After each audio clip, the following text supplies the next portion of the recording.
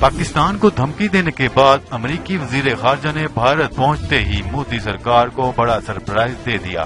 خطے کا امن داؤ پر لگ گیا۔ آج کی اہم خبر سے آگاہ کرتے چلے، امریکہ اور بھارت کے درمیان اہم فوجی معاہدے پر دستخط ہو گئے ہیں، جس کے تحت بھارت امریکہ سے حساس دفاعی ٹیکنالوجی کی خریداری کر سکے گا۔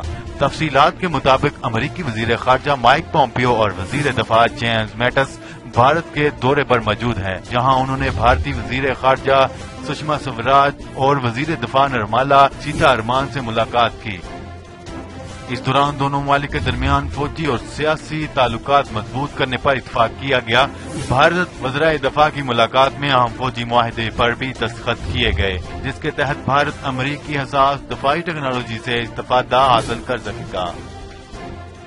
اس موقع پر بھارتی وزیر خارجہ سشما سوراج کا کہنا تھا کہ سرحدی دہشت گردی روکنے کے لیے دونوں ممالک کا ایک نظریہ ہے۔ امریکہ نے نیوکلیر سپلائی گروپ میں بھارت کی شمولیت کے لیے کام کرنے پر بھی اتفاق کیا ہے۔ واضح رہے کہ گزشتہ روز امریکی وزیر خارجہ پاکستان آئے تھے اور 2 مور کا مطالبہ کیا تھا۔